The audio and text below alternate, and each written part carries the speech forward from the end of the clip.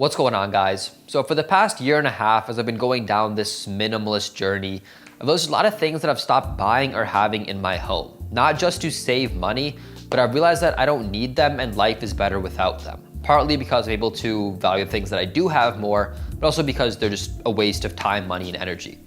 So I want to share a few of those things with you guys. I think you guys will agree with me that these things are just not worth it. So the first thing up is souvenirs. I used to think these were so cool because I can bring back a piece of where I've went and jog these memories. But in all honesty, they're just clutter. They take up space, you have to clean them and dust them, they can become knocked over. They might not match the theme of the house, so you'll end up just throwing them in a drawer or tossing them in the garbage in a few years. And most likely, they're probably just cheap quality and overpriced. For example, I have an aunt who collects Starbucks mugs because almost every city in the entire world has a Starbucks, so she can get the mug with the city's name on it.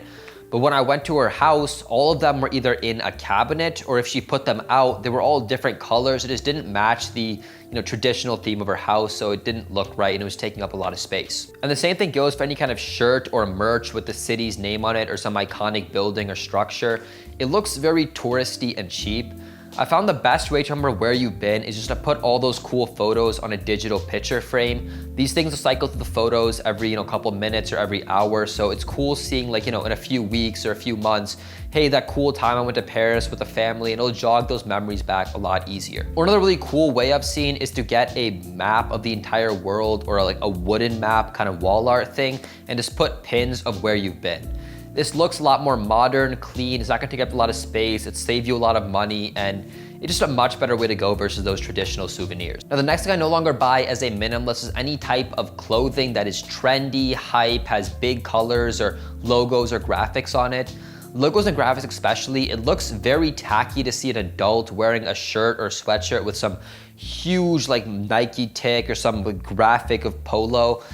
That's just something children wear in my opinion. But additionally, I think it's a big waste of time to worry about what to wear in the morning, especially as a guy. Back when I was in college, I would have a lot of these mismatched clothes. So I'd be oh, does this red sweatshirt match with these gray jeans? And oh, but I only have blue socks, my socks are to wash. And then I was spending my time thinking, oh, what kind of outfit should I wear? When my time and my mental energy could be better spent thinking, how can I spend more time with my family or grow my business or do more productive things? So I now keep my closet extremely simple. Every shirt I own is actually this exact same shirt, but in black, gray, and white with a few other colors. I just divided as these shirts are for the gym, these ones are for day-to-day life because I cut the tags off of the shirts that are for the gym. But additionally with that, I have a simple black, gray, and white color scheme for my entire closet because it just looks good with everything. It goes well, I can mix and match stuff up and not worry about, does it look good, does it not look good?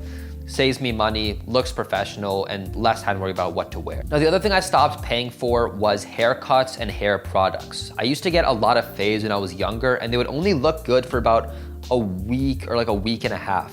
So, and then if you get your haircut done every 2 to 3 weeks, and if it was a weekend, it would take a ton of time at the barber shop, you have to tip the barber, and it adds up very quickly. So one thing I started doing was cutting my own hair. Of course, over quarantine, I think we all started cutting our own hair, but I realized that it's not too difficult to actually cut your own hair. Doing a slight taper and short on the sides and a little bit longer on top, it takes a little bit of practice, but it's not that hard to do. So I've just stopped getting my haircut done professionally. And with hair products, I used to put a lot of gel and paste in my hair, but I've learned that just to look presentable, all you need is a little bit of that Walmart Equate paste when your hair is damp before you head out the door, and it just made my life a lot easier and saved me a ton of money. Now, the next thing I stopped buying was home decor items or sentimental value things with no purpose. Notice that a lot of people have little trinkets or statues or these little baskets or jars filled with things, or those little puffy stem things just all over their house to fill up space. For me personally, that's just more stuff to worry about. I have to clean it, I have to dust it, it could get knocked over. I'd much rather have things in my apartment that have a double value. So, if I want to decorate my space, I do it with candles or plants because I can light up candles, give it a nice aroma, and plants, they give oxygen to the apartment.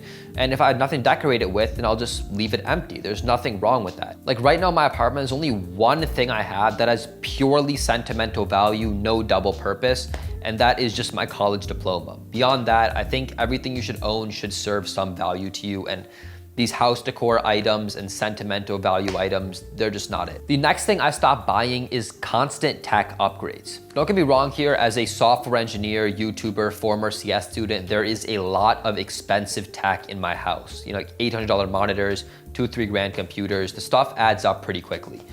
But what I don't do is constantly upgrade it. For example, with the iPhones, the difference between the iPhone 10, 11, and 12 is so minor. There is no drastic value added to my life by doing an upgrade every year or even every other year. Right now, the iPhone 11, because T-Mobile upgraded me for free, but what I normally tend to do for phones is upgrade every 4 or 5 years, and I'll upgrade to the second newest version. So if the iPhone 15 comes out, I'll buy the iPhone 14 if there's a need for it. I found that when the newest model comes out, the second newest model has a massive price cut, and the difference between them is again very minor. But just to reiterate here, I'm not saying to buy or that I buy the cheaper or the older items. In fact, most of the tech I have is up with the latest and greatest.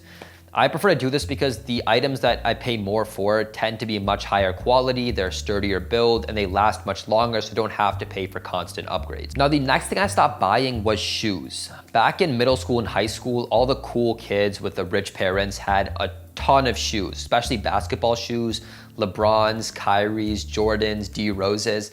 So started making money, I got in the habit of thinking, oh, I need to buy more shoes so I could be, you know, cool, and the colors will go well with my outfits, but that couldn't be farther from the truth. I only really wear 2 pairs, my boots and my gym shoes. The rest almost never got touched. So I've just stopped buying shoes going forward. When my shoes I do have get worn out, the ones I wear regularly, I'll replace them.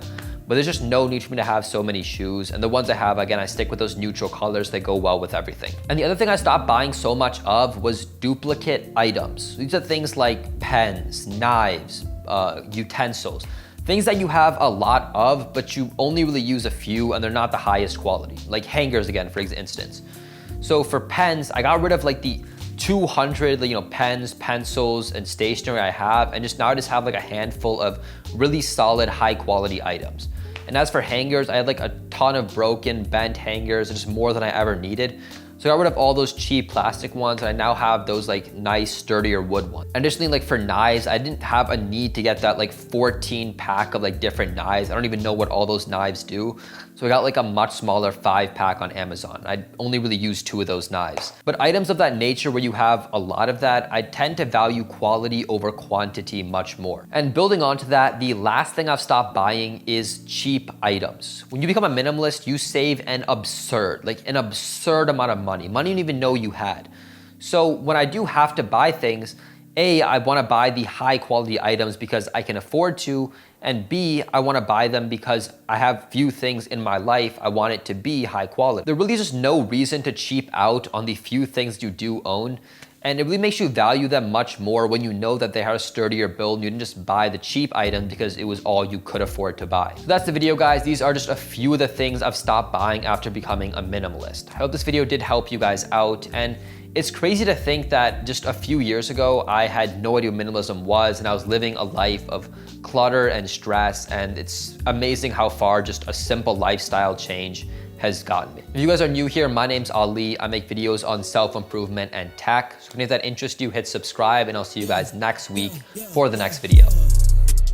Coming in, yeah, flex. I just wanna win.